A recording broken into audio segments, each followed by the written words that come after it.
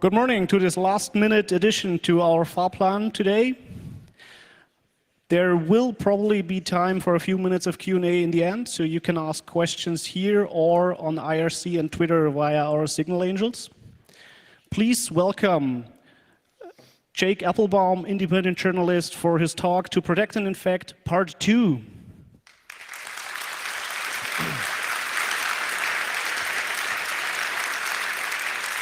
Okay. All right, thanks so much for coming so early in the morning. Well, maybe not so early in the morning for most of you, apparently, since you've all been up for more than an hour. But I'm going to talk today a little bit about some things that we've heard about at the conference, and I'm going to talk a bit about some things that you have not probably ever heard about in your life and are even worse than your worst nightmares. So recently we heard a little bit about some of the low-end corporate spying that's often billed as being sort of like the hottest, most important stuff. So the Finfisher, the hacking team, the VuPen, and sort of in that order it becomes more sophisticated and more tied in with the National Security Agency. There's some Freedom of Information Act requests that have gone out that actually show VuPen being an NSA contractor writing exploits, that there are some ties there. This sort of covers the sort of the whole gamut, I believe, which is that you can buy these like little pieces of forensics hardware, and just as a sort of fun thing, I bought some of those, and then I looked at how they worked, and I noticed that this mouse jiggler, you plug it in, and the idea is that it like keeps your screen awake. So have any of you seen that at all? It's this piece of forensics hardware so your screensaver doesn't activate. So I showed it to one of the systemd developers, and now when you plug those into a Linux box that runs systemd, they automatically lock the screen when it sees the USB ID. So when people talk about free software, free as in freedom, that's part of what they're talking about.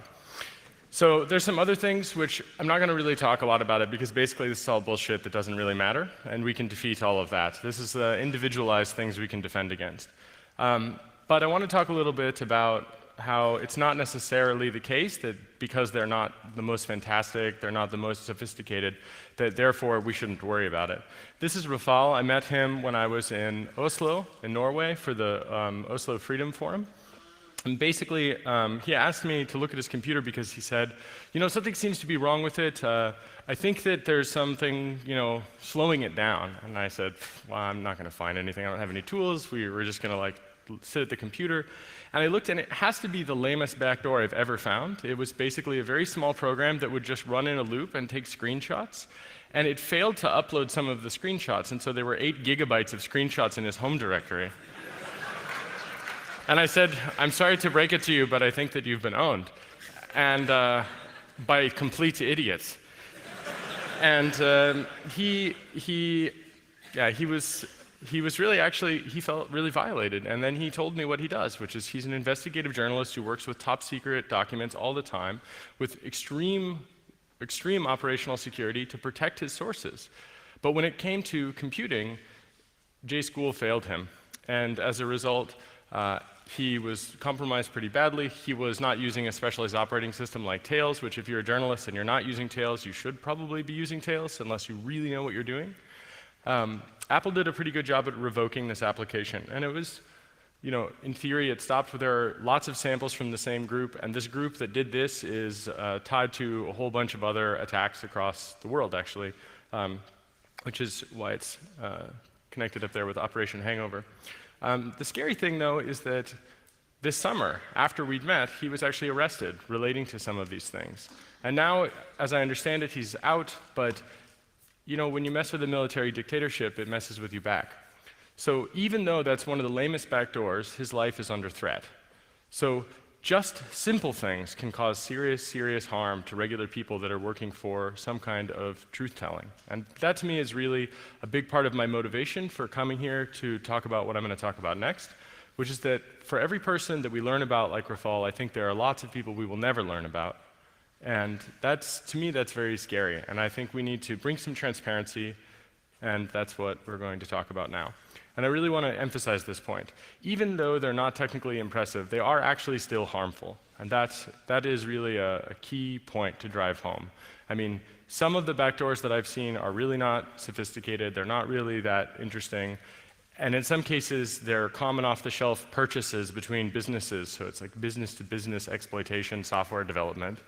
I feel like that's really kind of sad, and I also think we can change this. We can turn this around by exposing it. So, what's it all about, though? Fundamentally, it's about control, baby. And that is what we're going to get into. It's not just about control of machines. What happened with Rafal is about control of people. And fundamentally, when we talk about things like internet freedom, and we talk about tactical surveillance and strategic surveillance, we're talking about control of people through the machinery that they use. And this is a really, I think, a really kind of, I'm trying to make you laugh a little bit because what I'm going to show you today is wrist-slitting depressing. So, part 2, or act 2 of part 2. Basically, the NSA, they want to be able to spy on you, and if they have 10 different options for spying on you that you know about, they have 13 ways of doing it, and they do all 13. So that's a pretty scary thing, and basically their goal is to have total surveillance of everything that they are interested in. So there really is no boundary to what they want to do. There is only sometimes a boundary of what they are funded to be able to do, and the amount of things they're able to do at scale. They seem to just do those things without thinking too much about it, and there are specific tactical things where they have to target a group or an individual, and those things seem limited either by budget or simply by their time. And as we have released today on Der Spiegel's website, which it should be live, I just checked, it should be live for everyone here, we actually show a whole bunch of details about their budgets as well as the individuals involved with the NSA and the Tailored Access Operations Group in terms of numbers. So it should give you a rough idea showing that there was a small period of time in which the internet was really free and we did not have people from the US military that were watching over it and exploiting everyone on it. And now we see every year that the number of people who are hired to break into people's computers as part of grand operations, those people are growing day by day, actually. And every year there are more and more people that are allocated, and we see this growth. So that's the goal, non-attribution and total surveillance. And they want to do it completely in the dark. The good news is that they can't. So now I'm going to show you a bit about it. But first, before I show you any pictures, I want to sort of give you the big picture from the top down. So there is a planetary strategic surveillance system, and there are many of them actually. Everything from, I think, off-planetary surveillance gear, which is probably the National Reconnaissance Office, and their satellite systems for surveillance, like the keyhole satellites. These are all things, for the most part, we actually know about these things. They're on Wikipedia. But I want to talk a little bit more about the internet side of things because I think that's really fascinating. So part of what we are releasing today with Der Spiegel, or what has actually been released, just to be clear on the timeline, I'm not disclosing it first. I'm working as an independent journalist, summarizing the work that we have already released onto the internet as part of a publication house that went through a very large editorial process in which we redacted all the names of agents and information about those names, including their phone numbers and email addresses. And I should say that I actually think that the laws here are wrong because they are in favor of an oppressor who is criminal. So when we redact the names of people who are engaged in criminal activity, including drone murder, we are actually not doing the right thing, but I believe that we should comply with the law in order to continue to publish, and I think that's very important.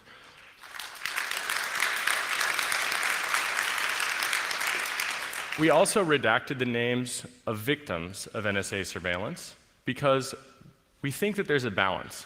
Unfortunately, there is a serious problem, which is that the US government asserts that you don't have standing to prove that you've been surveilled unless we release that kind of information. But we don't want to release that kind of information in case it could be a legitimate target, and I'm really uncomfortable with that term, but let's say that there is a legitimate target, the most legitimate target, and we didn't want to make that decision. But we did also want to make sure that we didn't harm someone, but we also wanted to show concrete examples. So if you look at the Spiegel stuff online, we redacted the names even of those who were victimized by the NSA's oppressive tactics, which I think actually goes further than is necessary, but I believe that it strikes the right balance to ensure continued publication and also to make sure that people are not harmed and that legitimate good things, however rare they may be, they are also not harmed. So if you've been targeted by the NSA and you would have found out today if we had taken a different decision, I'm really sorry. but this is the thing I think that keeps us alive. So this is the choice that I think is the right choice, and I think it's also the safest choice for everyone. So that said, basically the NSA has a giant dragnet surveillance system that they call Turmoil. Turmoil is a passive interception system. The passive interception system essentially spans the whole planet. Who here has heard about the Merkel phone incident? Some of you heard about Chancellor Merkel? So we revealed that in Der Spiegel, and what we found was that they tasked her for surveillance. And I'll talk a little bit about that later. But basically the way that this works is that they have this huge passive set of sensors, and any data that flows past it, they actually look at it. So there was a time in the past where surveillance meant looking at anything at all. And now the NSA tries to basically twist the words of every person who speaks whatever language they're speaking in. And they try to say that it's only surveillance if, after they collect it and record it to a database and analyze it with machines, only if I think an NSA agent basically looks at it personally and then clicks, I have looked at this, do they call it surveillance. Fundamentally, I really object to that, because if I ran a Turmoil collection system, that is passive signals intelligence systems collecting data from the whole planet, everywhere they possibly can, I would go to prison for the rest of my life. That's the balance, right? Jefferson talks about this. He says, you know, that which the government is allowed to do, but you are not, this is a tyranny. There are some exceptions to that, but the CFAA in the United States, the Computer Fraud and Abuse Act, you know, it's so draconian for regular people, and the NSA gets to do something like intercepting 7 billion people all day long with no problems, and the rest of us are not even allowed to experiment for improving the security of our own lives without being put in prison or under threat of serious indictment. And that, I think, is a really important point. So the Turmoil system is a surveillance system, and it is a dragnet surveillance system that is a general warrant dragnet surveillance if there ever was one. And now we shot the British over this when we started our revolution. We called them general writs of assistance. These were generalized warrants which we considered to be a tyranny. And Turmoil is the digital version of a general writ of assistance system. And the general writ of assistance itself is not clear if it even exists, because it's not clear to me that a judge would understand anything that I just said.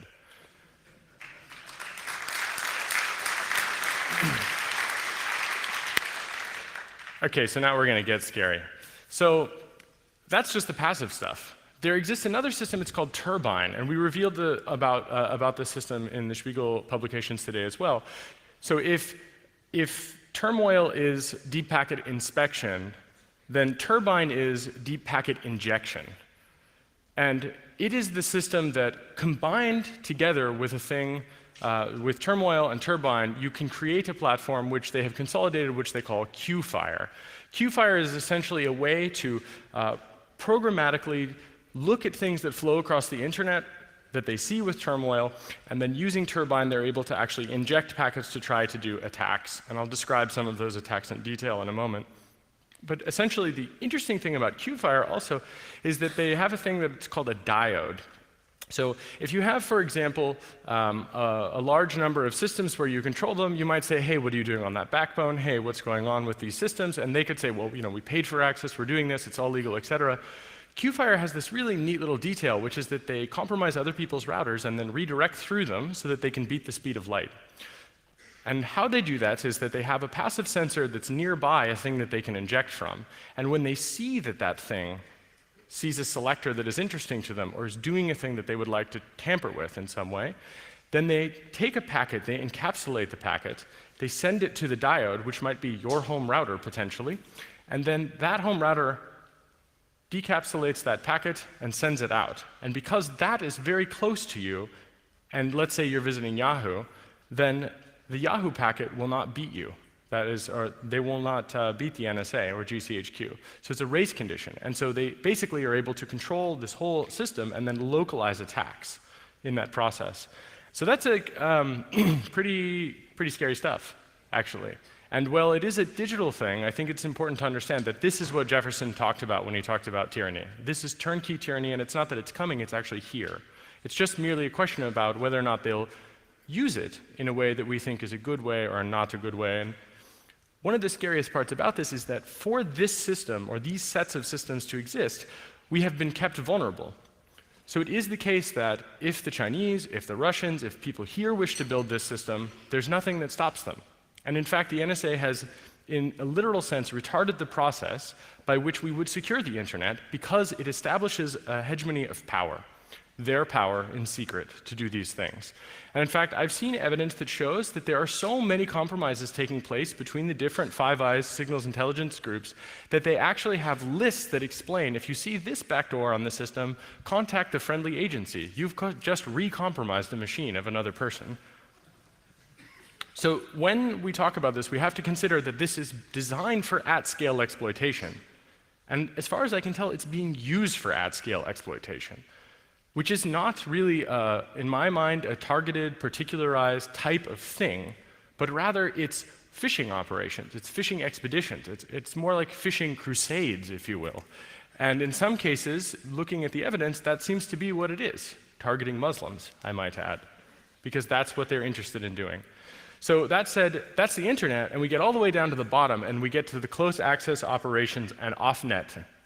Off-net and close access operations are pretty scary things, but basically this is what we would call a black bag job. That's where these guys, they break into your house, they put something in your computer, and they take other things out of your computer. Here's an example, first top secret document of the talk so far. This is a close access operations box. It is basically car metasploit for the NSA. Which is an interesting thing, but basically they say the attack is undetectable, and it's sadly a laptop running free software. It is injecting packets, and they say that they can do this from as far away as 8 miles to inject packets. So presumably using this, they're able to exploit a kernel vulnerability of some kind, parsing the wireless frames. And yeah, I've heard that they actually put this hardware from sources inside of the NSA and inside of other intelligence agencies, that they actually put this type of hardware on drones so that they fly them over areas that they're interested in, and they do mass exploitation of people. Now, we don't have a document that substantiates that part, but we do have this document that actually claims that they've done it from up to 8 miles away. So that's a really interesting thing because it tells us that they understand that common wireless cards, probably running Microsoft Windows, which is an American company, that they know about vulnerabilities and they keep them a secret to use them. This is part of a constant theme of sabotaging and undermining American companies and American ingenuity. As an American, well, generally not a nationalist, I find this disgusting, especially as someone who writes free software and would like my tax dollars to be spent on improving these things. And when they know about them, I don't want them to keep them a secret because all of us are vulnerable. It's a really scary thing.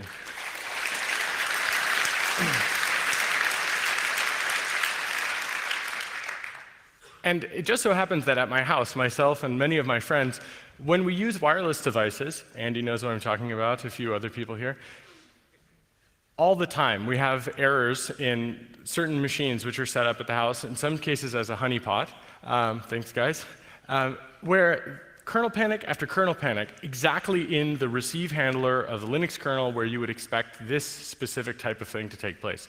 So I think that if we talk about the war coming home, we probably will find that this is not just used in places where there's a literal war on, but where they decide that it would be useful, including just parking outside your house.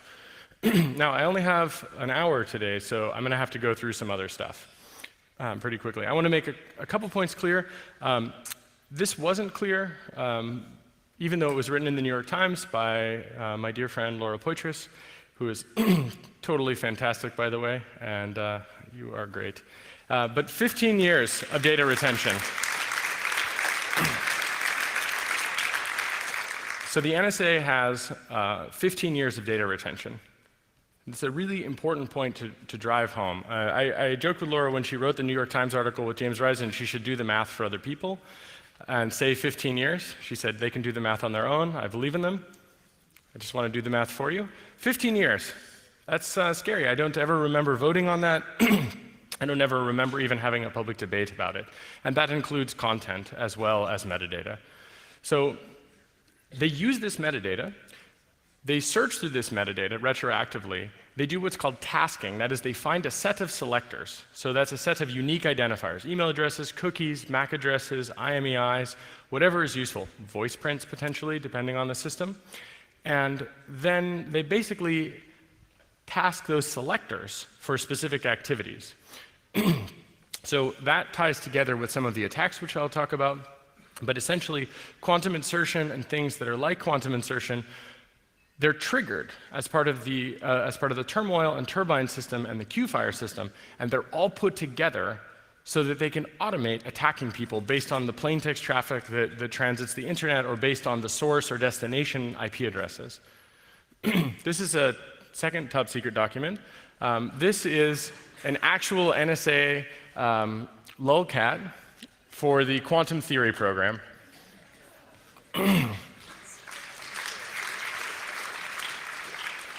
You'll notice it's a black cat hiding. Okay, so there are a few people in the audience that are still not terrified enough, and there are a few people that, as part of their process for coping with this horrible world that we have found ourselves in, they will say the following: there's no way they'll ever find me, I'm not interesting. So I just want to dispel that notion and show you a little bit about how they do that. So we mentioned turmoil, which is the dragnet surveillance, and turbine, which is deep packet injection, and Q-fire, where we tie it all together. And this is an example of something which I think actually demonstrates a crime, but I'm not sure. I'm not a lawyer. I'm definitely not your lawyer. I'm certainly not the NSA's lawyer. But this is the Marina system. This is merely one of many systems where they actually have full content as well as metadata taken together. They do contact chaining, where they find out you guys are all in the same room as me, which reminds me, let's see, I got this phone. Okay, that's good. Let's turn that on. So now, you're welcome. You have no idea. But I just wanted to make sure that if there was any question about whether or not you were exempt from needing to do something about this, that is dispelled.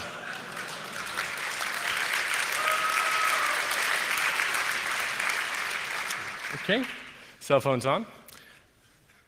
Great. So, hey guys. So, the Marina system is a contact chaining system as well as a system that has data. And in this case, what we see is, in fact, reverse contacts and forward contact graphing. So, any lawyers in the audience? If there are American citizens in this database, is reverse targeting like this illegal? Generally, is it possible that that could be considered illegal? Yeah, so interesting. If it's called reverse contacts instead of reverse targeting, yeah, exactly. So you'll also notice on the right-hand side, webcam photos. So just in case you're wondering, in this case, this particular target, I suppose that he did not or she did not have a webcam. Good for them. If not, you should follow the EFF's advice and you should put a little sticker over your webcam. But you also note that they tried to find equivalent identifiers. So every time there's a linkable identifier that you have on the internet, they tried to put that and tie it together and contact chain it. And they tried to show who you are among all of these different potential identifiers. So if you have 5 email addresses, they would link them together. And then they try to find out who all your friends are. You also note at the bottom here, logins and passwords. So they're also doing dragnet surveillance in which they extract the feature set extraction where they know semantically what a login and a password is in a particular protocol. And in this case, this guy is lucky, I suppose, and they were not able to get passwords or webcam. But you'll note that they were able to get his contacts, and they were able to see, in fact, 29, give or take, received messages as well, of which there are these things. Now, in this case, we've redacted the email and instant messenger information, but this is an example of how you can't hide from these things, and thinking that they won't find you is a fallacy. So this is basically the difference between taking one wire and clipping onto it in a particularized suspicious way, where they're really interested. They have a particularized suspicion. They think that someone is a criminal. They think someone has taken some serious steps that are illegal. And instead, what they do is they put all of us under surveillance, record all of this data that they possibly can, and then they go looking through it. Now, in the case of Chancellor Merkel, when we revealed NSRL 2002-388, what we showed was that they were spying on Merkel, and by their own admission, 3 hops away, that's everyone in the German parliament and everyone here. So that's pretty serious stuff. It also happens that if you should be visiting certain websites, especially if you're a Muslim, it is the case that you can be attacked automatically by this system. Right? So that would mean that they would automatically start to break into systems. That's what they would call untasked targeting. interesting idea that they call that targeted surveillance. To me, that doesn't really sound too much like targeted surveillance unless what you mean by carpet bombing, it just doesn't strike me right. It's not my real definition of targeted. It's not well defined. It's not that a judge has said, yes, this person is clearly someone we should target. Quite the opposite. This is something where some guy who has a system has decided to deploy it, and they do it however they like, whenever they would like. And while there are some restrictions, it's clear that the details about these programs do not trickle up. And even if they do not trickle up in a useful way. So this is important because members of the US Congress, they have no clue about these things. Literally, in the case of the technology. Ask a congressman about TCP/IP. Forget it. You can't even get a meeting with them. I've tried. Doesn't matter. Even if you know the secret interpretation of Section 215 of the Patriot Act and you go to Washington, D.C., and you meet with their aides, they still won't talk to you about it. Part of that is because they don't have a clue, and another part of it is because they can't talk about it because they don't have a political solution. Absent a political solution, it's very difficult to get someone to admit that there is a problem. Well, there's a problem. So we're going to create a political problem and also talk about some of the solutions. The cypherpunks generally have come up with some of the solutions when we talk about encrypting the entire internet. That would end dragnet mass surveillance in a sense, but it will come back in a different sense, even with encryption. We need both the marriage of a technical solution and we need a political solution to go with it. And if we don't have those two things, we will unfortunately be stuck here. But at the moment, the NSA, basically, I feel, has more power than anyone in the entire world, any one agency or any one person. So Emperor Alexander, the head of the NSA, really has a lot of power. If they want to, right now, they'll know that the IMEI of this phone is interesting, it's very warm, which is another funny thing, and they would be able to break into this phone almost certainly and then turn on the microphone, and all without a court. So that to me is really scary, and I especially dislike the fact that if you were to be building these types of things, they treat you as an opponent if you wish to be able to fulfill the promises that you make to your customers. And as someone who writes security software, I think that's bullshit. So here's how they do a bit of it. So there are different programs. So Quantum Theory, Quantum Nation, Quantum Bot, Quantum Copper, and Quantum Insert. You've heard of a few of them. I'll just go through them real quick. Quantum Theory essentially has a whole arsenal of zero-day exploits. Then the system deploys what's called a SMOTH, or a seasoned moth. And a seasoned moth is an implant which dies after 30 days. So I think that these guys either took a lot of acid or read a lot of Philip K. Dick. Potentially both. And they thought, Philip K. Dick wasn't dystopian enough. Let's get better at this. And after reading Valis, I guess, they went on. And they also have, as part of Quantum Nation, what's called validator or commandeer. Now, these are first-stage payloads that are done entirely in memory. These exploits essentially are where they look around to see if you have what are called PSPs. And this is to say, like, if you have tripwire, if you have AID, if you have some sort of system tool that will detect that an attacker is tampering with files or something like this, like a host intrusion detection system. So validator and commandeer, which, clearly the point of commandeer, well, it's misspelled here. It's not actually, that's the name of the program, but the point is to make a pun on commandeering your machine. So, when I think about the US Constitution in particular, we talk about not allowing the quartering of soldiers. Gosh, commandeering my computer sounds a lot like a digital version of that. And I find that's a little bit confusing, and mostly in that I don't understand how they get away with it.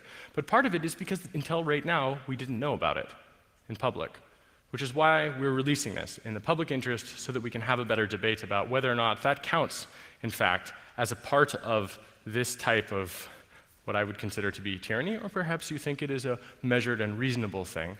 I somehow doubt that, but in any case, Quantum Bot is where they hijack IRC bots, because why not? They thought they would like to do that. And an interesting point is that they could, in theory, stop a lot of these botnet attacks, and they have decided to maintain that capability, but they're not yet doing it, except when they feel like doing it for experiments or when they do it to potentially use them. It's not clear exactly how they use them, but the mere fact of the matter is that that suggests they're even, in fact, able to do these types of attacks. They've tested these types of attacks against botnets, and that's the program you should FOIA for. We've released a little bit of detail about that today as well. And quantum copper to me is really scary. It's essentially a thing that can interfere with TCP/IP, and it can do things like corrupt file downloads. So if you imagine the Great Firewall of China, so-called, that's for the whole planet.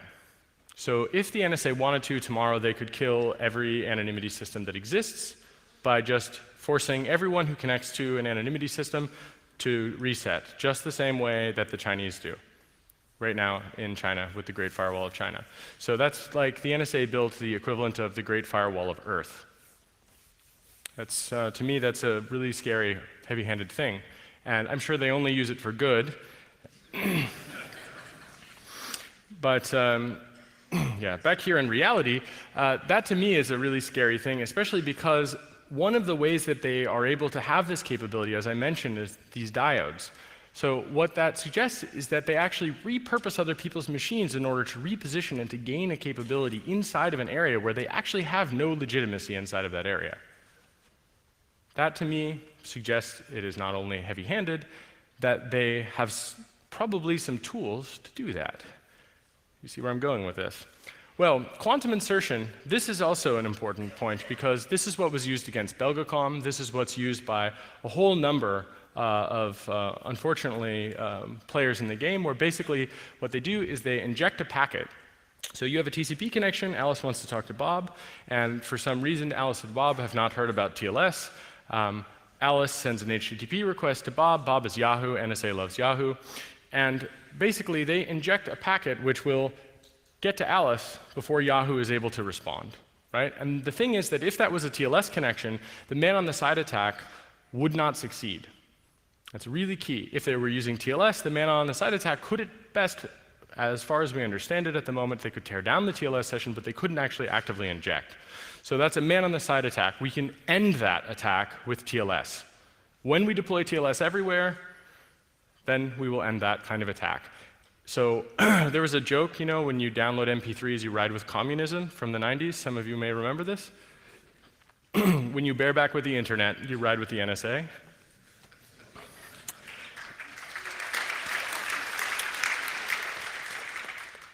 Or you're getting a ride, going for a ride. So the TAO infrastructure, tailored access and operations. Some of the Fox ACID URLs are public. Fox ACID is essentially like a watering hole type of attack where you go to a URL, Quantum Insert puts like an iframe or puts some code on your, in your web browser, which you then execute, which then causes you to load resources. One of the resources that you'll load, where you're loading CNN.com, for example, which is one of their examples. You like that, by the way? So, you know, that's an extremist site. So, you might have heard about that. It's a lot of Republicans in the United States read it. So, right before they wage illegal imperialist wars. So the point is that you go to a Fox ACID server, and it basically does a survey of your box and decides if it can break into it or not, and then it does. Yep, that's basically it. And the Fox ACID URLs, a few of them are public. Some of the details about that have been made public about how the structure of the URLs are laid out and so on. An important detail is that they pretend that they're Apache, but they actually do a really bad job. So they're like Hacking Team. Maybe it's the same guys. I doubt it, though. The NSA wouldn't slum with scumbags like that. But basically, you can tell.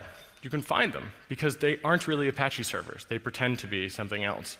The other thing is that none of their infrastructure is in the United States. So a little quick anonymity question. You have a set of things, and you know that a particular attacker never comes from one place. So every country on the planet, potentially, but never one place. The one place where most of the internet is. What does that tell you in terms of anonymity? It tells you usually that they're hiding something about that one place.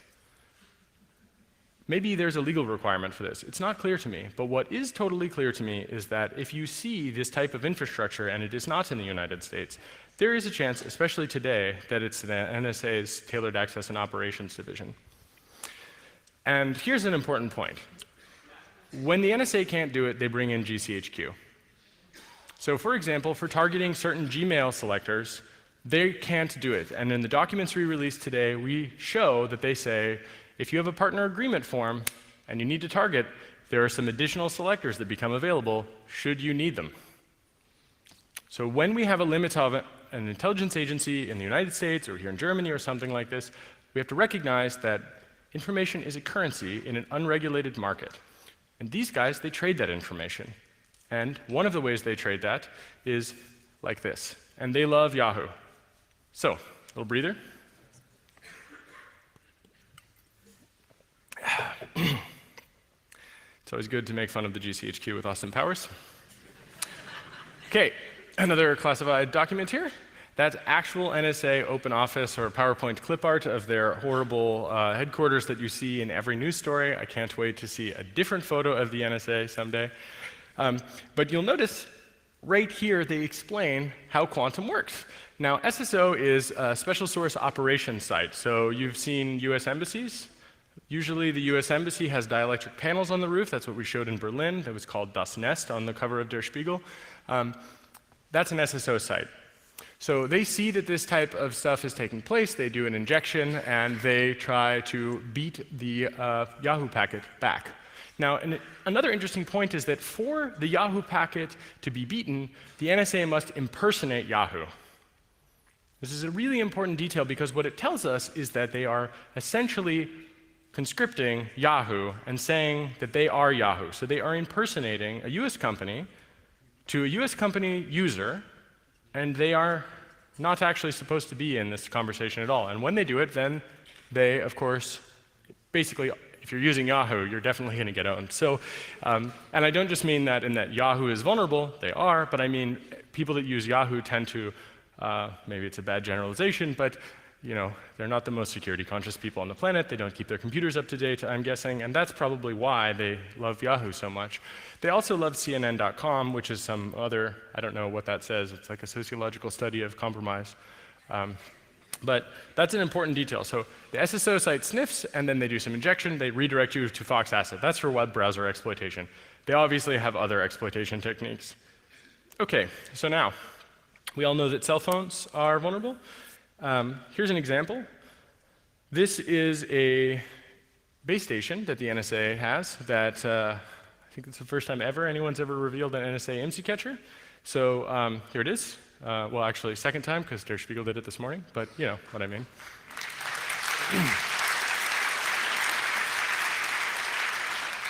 So they call it find, fix, and finish targeted handset users. Now, it's really important to understand, when they say targeting, you would think massive collection, right? Because what are they doing? They're pretending to be a base station. They want to overpower.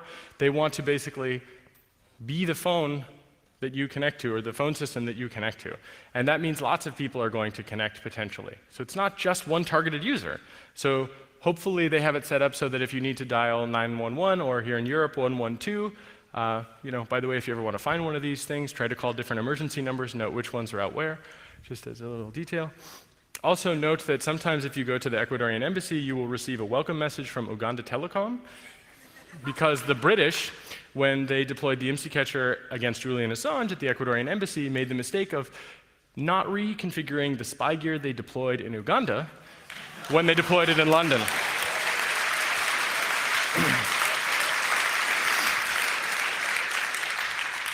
And this can be yours for only $175,800 US. And this covers GSM and PCS and DCS and a bunch of other stuff. So basically, if you use a cell phone, forget it. It doesn't matter what you're doing. The exception may be cryptophone and redphone. In fact, I'd like to just give a shout out to the people who work on free software and software which is actually secure. Like Moxie Marlinspike, I'm so sorry I mentioned your name in my talk, but don't worry, your silence won't protect you. I think it's really important to know Moxie is one of the very few people in the world who builds technologies that is both free and open source, and as far as I can tell, he refuses to do anything awful. No backdoors or anything. And from what I can tell, this proves that we need things like that.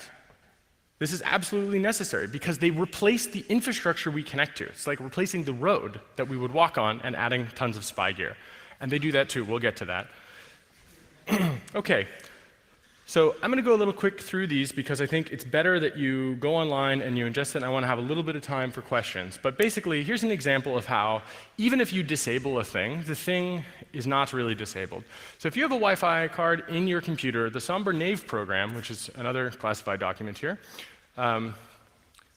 They basically repurpose your Wi-Fi gear. They say, you're not using that Wi-Fi card, we're going to scan for Wi-Fi nearby, we're going to exfiltrate data by finding an open Wi-Fi network, and we're going to jump on it.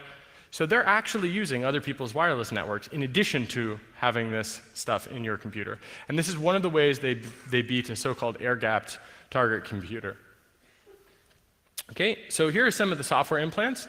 Now, we're going to name a bunch of companies because fuck those guys, basically, for collaborating when they do, and fuck them for leaving us vulnerable when they do.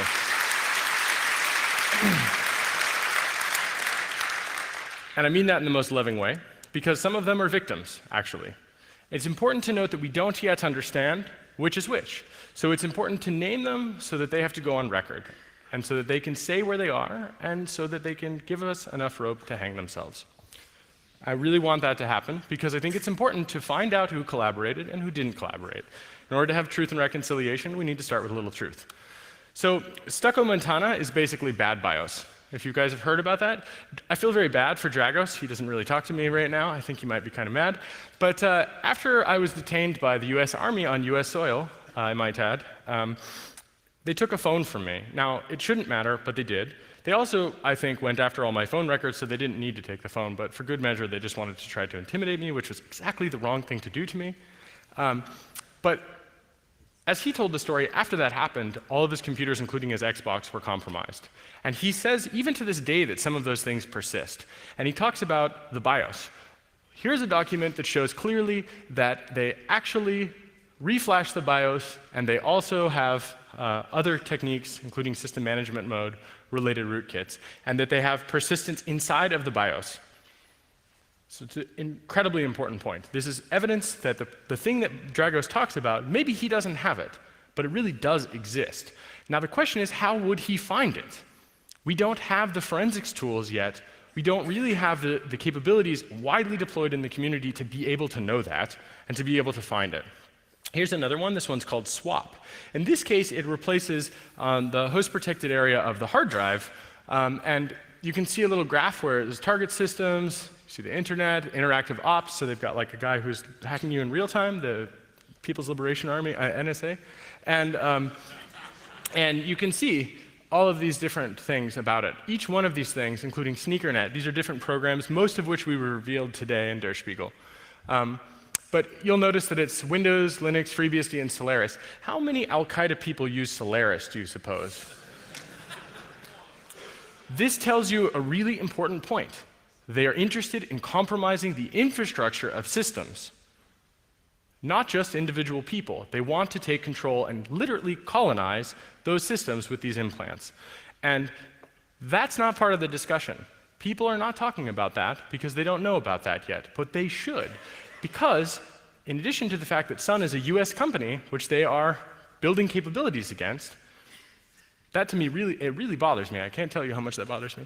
We also see that they're attacking Microsoft, another US company, and Linux and FreeBSD, where there are a lot of people that are building it from all around the world. So they're attacking not only collective efforts and corporate efforts, but basically every option you possibly can, from end users down to telecom core things. Here's another one, Deity Bounce. This is for Dell.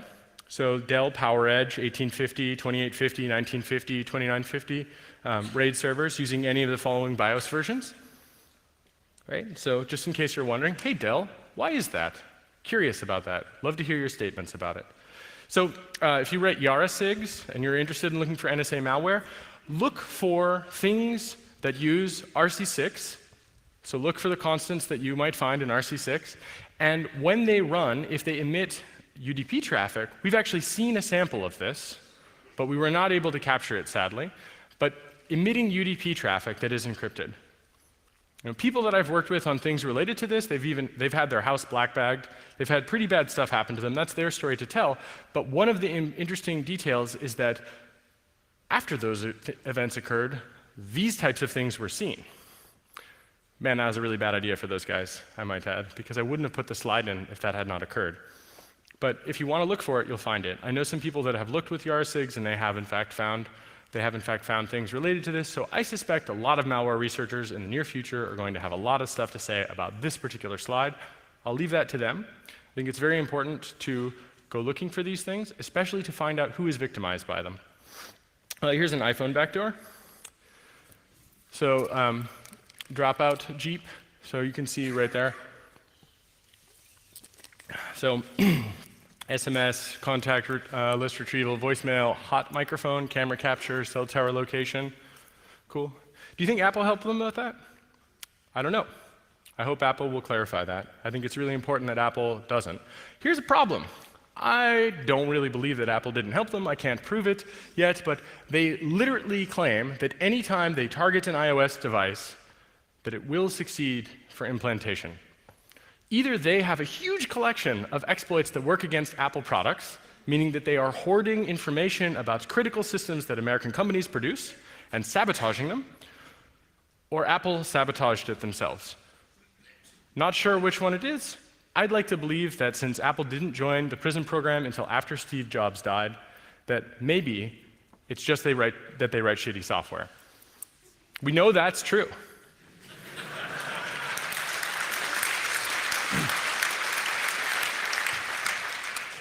Here's a HVT, high-value target.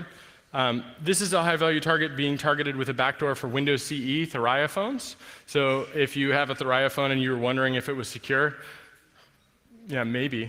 Good luck. Here's one where they replaced the hard drive firmware. There was a talk at OHM this year where a guy talked about replacing hard drive firmware. You were onto something. You were really onto something. Whoever you are, you were onto something.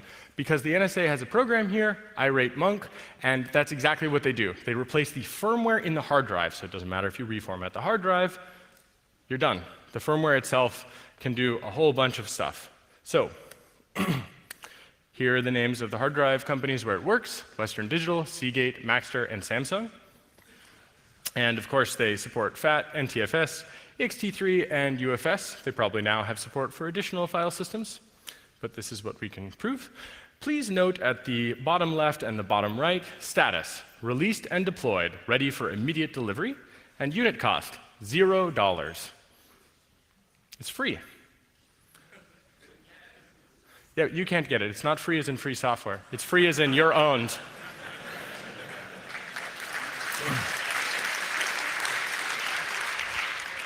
I want to give a shout out to Karsten, Noel, and Luca for their incredible talk where they showed this exact attack without knowing that they had found it. Right? They say, yeah, absolutely. Important point. The NSA says that when they know about these things, that nobody will come to harm, no one will be able to find them, they'll never be able to be exploited by another third party. Karsten found this exact vulnerability. They were able to install a Java applet on the SIM card without user interaction, and it was based on a service provider security configuration, which is exactly what the NSA says here, and they talk about attacking the SIM toolkit inside of the phone, and Karsten found the same vulnerability and attacked it in the wild. This is perfect evidence not only of how badass Karsten and Luca are, they are, no question, but also about how wrong the NSA is with this balance. Because for every Karsten and Luca, there are hundreds of people who are paid to do this full time and never tell us about it.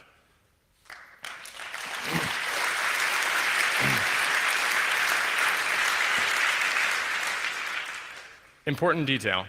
Do you see that interdiction phrase right there? Through remote access, in other words, we broke into your computer, or interdiction, in other words, we stole your fucking mail. Now, this is a really important point. We all have heard about these paranoid, crazy people talking about people breaking into their houses. That's happened to me a number of times. Motherfuckers, getting you back. It's really important to understand this process is one that threatens all of us. The sanctity of the postal system has been violated. I mean, whoa, God, it makes me so angry, you know? You can't even send a letter without being spied on, but even worse, that they tamper with it. It's not enough that the US Postal Service records all of this information and keeps it. That's not enough. They also have to tamper with the packages. So every time you buy from Amazon, for example, every time you buy anything on the internet, there is the possibility that they will actually take your package and change it. One of the ways that I've heard that they change it is that they will actually take the case of your computer and they will injection mold a hardware backdoor into the case of the computer. So that even if you were to look at the motherboard or have it serviced, you would not see this. It nearly just needs to be in the proximity of the motherboard. So let's talk about hardware implants that they will put into your devices. Here's one. This is called Bulldozer. It's a PCI bus hardware implant. Pretty scary. Doesn't look so great, but let's go on a little bit. Okay, here's one where they actually exploit the BIOS and system management mode. There's the graph. It shows all of these various different interconnections, which is important. Then they talk about the long-range comms, Inmarsat, VSAT, NSA means, and future capabilities. I think NSA means exists. Future capabilities seem self-explanatory. This hardware implant provides two-way RF communication. Interesting. So you disable all the wireless cards, whatever you need, there you go. They just added a new one in there, and you don't even know. Your system has no clue about it. Here's a hardware backdoor which uses the I2C interface, because no one in the history of time other than the NSA probably has ever used it. That's good to know that finally someone uses I2C for something. Okay, other than fan control. But look at that. It's another American company that they are sabotaging. They understand that HP's servers are vulnerable, and they decided, instead of explaining that this is a problem, they exploit it. And Iron Chef, through interdiction, is one of the ways that they will do that. So I want to really harp on this. Now, it's not that I think European companies are worth less. I suspect, especially after this talk, that won't be true in a literal stock sense, but I don't know. I think it's really important to understand that they are sabotaging American companies because of the so-called home field advantage. The problem is that as an American who writes software, who wants to build hardware devices, this really chills my expression, and it also gives me a problem, which is that people say, why would I use what you're doing? You know, what about the NSA? Man, that really bothers me. I don't deserve the Huawei taint, and the NSA gives it. And President Obama's own advisory board that was convened to understand the scope of these things has even agreed with me about this point, that this should not be taking place, that hoarding of zero-day exploits cannot simply happen without thought processes that are reasonable and rational and have an economic and social valuing where we really think about the broad-scale impact. Now, we're going to go on to a little bit more. Here's where they attack SIM cards. This is Monkey Calendar. So it's actually the flowchart of how this would work. So in other words, they told you all of the ways in which you should be certainly looking at this. So if you ever see your handset emitting encrypted SMS that isn't text secure, you now have a pretty good idea that it might be this. Here's another example. If you have a computer in front of you, I highly encourage you to buy the Samsung SGH-X480C. That's the preferred phone of the NSA for attacking another person's phone. Not exactly sure why, but an important point is they add the backdoor, then they send an SMS from a regular phone. What does that tell you? What does that tell you about the exploitation process? It tells you that it's actually something which is pretty straightforward, pretty easy to do, doesn't require specialized access to the telecoms once they've got your phone compromised. That, to me, suggests that other people might find it, other people might use these techniques. Okay, here's a USB hardware implant called Cottonmouth. We released this in Spiegel today as well. See the little red parts? It will provide a wireless bridge onto the target network with the ability to load exploit software. Here's a little bit of extra details about that. It actually shows the graph at the bottom, how they do this, how they get around, how they beat the air gap of these things. And they talk a bit about being Genie compliant. So Genie and the rest of these programs, these are like Dropout Jeep is part of the chimney pool programs, and Cottonmouth is part of the rest of these programs over here. These are huge programs where they're trying to beat a whole bunch of different adversaries, and different capabilities are required. And this is one of the, probably, I think, more interesting ones, but here's the next revision of it, where it's in a USB plug, not actually in the cable. And look, 50 units for $200,000 US. It's really cheap. You like my editorializing there, I hope. So $200,000, okay. And here's where you look for it. If you happen to have an X-ray machine, look for an extra chip. And that's a Howler Monkey radio frequency transmitter. Well, what's a Howler Monkey? We'll talk about that in a second, but basically, this is for Ethernet. Here, this is the Firewalk. It can actually do injection bidirectionally on the Ethernet controller into the network that it's sitting on. So it doesn't even have to do things directly to the computer. It can actually inject packets directly into the network according to the specification sheet, which we released today on Der Spiegel's website. As it says, active injection of Ethernet packets onto the target network.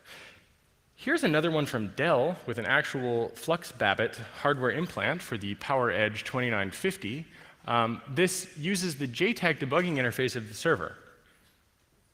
Why did Dell leave a JTAG debugging interface on these servers?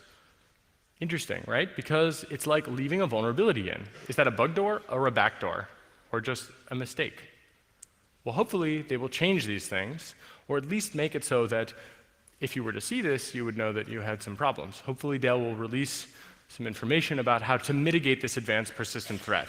Right? Everything that the US government accused the Chinese of doing, which they are also doing, I believe, we are learning that the US government has been doing to American companies. That to me is really concerning, and we've had no public debate about these issues, and in many cases, all the technical details are obfuscated away, and they're just completely outside of the purview of discussions. In this case, we learn more about Dell and which models. And here's the howler monkey. These are actually photographs of the NSA implanted chips that they have when they steal your mail. So after they steal your mail, they put a chip like this into your computer. So the one, the Firewalk one is the Ethernet one, and that's an important one. You probably will notice that these look pretty simple, common off-the-shelf parts. So, whew. All right. Who here is surprised by any of this? I'm really, really, really glad to see that you're not all cynical fuckers, and that someone here would admit that they were surprised. Okay, who here is not surprised? I'm gonna blow your fucking mind. Okay, we all know about Tempest, right? Where the NSA pulls data out of your computer, you radiate stuff, and they grab it, right? Everybody who raised their hand and said they're not surprised, you already knew about Tempest, right? Right? Okay. Well, what if I told you that the NSA had a specialized technology for beaming energy into you and to the computer systems around you? Would you believe that that was real, or would that be paranoid speculation of a crazy person? Anybody? You cynical guys holding up your hands saying that you're not surprised by anything? Raise your hand if you would be unsurprised by that. Good. It's not the same number. It's significantly lower. It's one person. Great. Here's what they do with those types of things. That exists, by the way. Makes you, when I told Julian Assange about this, he said it right. He said, I bet the people who are around Hugo Chavez are going to wonder what caused his cancer. And I said, I hadn't considered that. But I haven't found any data about human safety about these tools. Has the NSA performed tests where they actually show that radiating people with 1 kilowatt of RF energy at short range is safe? My God. No, you guys think I'm joking, right? Well, yeah, here it is. This is a continuous wave generator, a continuous wave radar unit. You can detect its use because it's used between 1 and 2 gigahertz, and its bandwidth is up to 45 megahertz. User adjustable, 2 watts, using an internal amplifier. External amplifier makes it possible to go up to 1 kilowatt. I'm just going to let you take that in for a moment. Who's crazy now?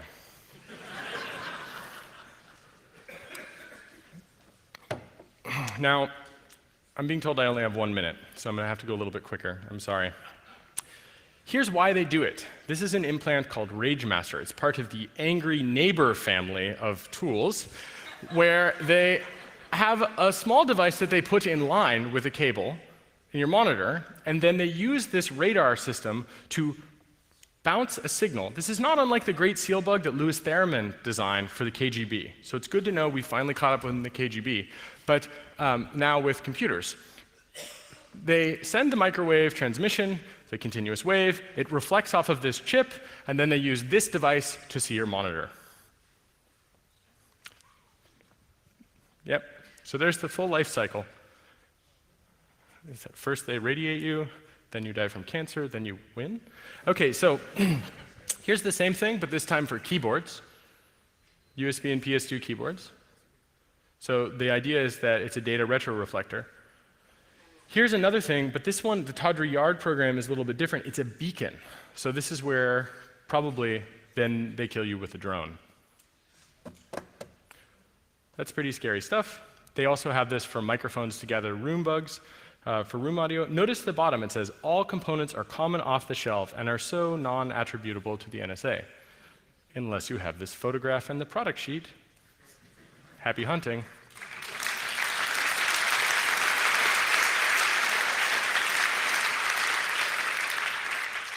Just to give you another idea, this is a device they use to be able to actively hunt people down. This is a hunting device, right? Handheld finishing tool used for geolocation targeting handsets in the field. So, who was not surprised by this? I'm so glad to have finally reached a point where no one raised their hand except that one guy who I think misheard me. Or you're brilliant, and please stay in our community and work on open research. Yeah, and if you work for the NSA, I'd just like to encourage you to leak more documents.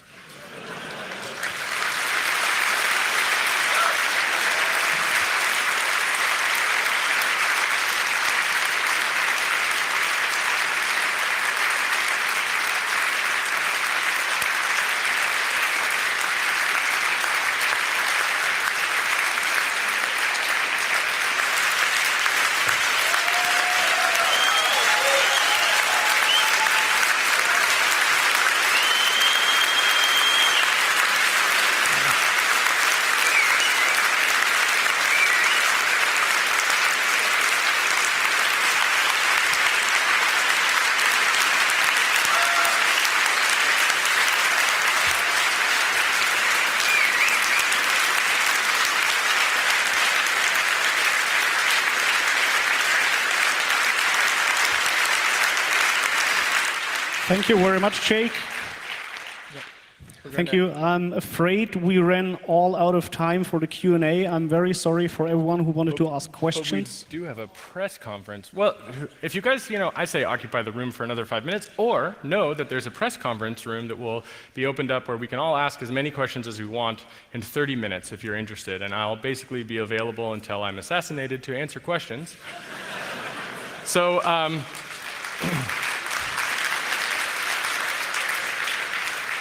in the immortal words of Julian Assange, remember, no matter what happens, even if there's a videotape of it, it was murder. Thank you. Thank you. Please give a warm round of applause to Jake Applebaum.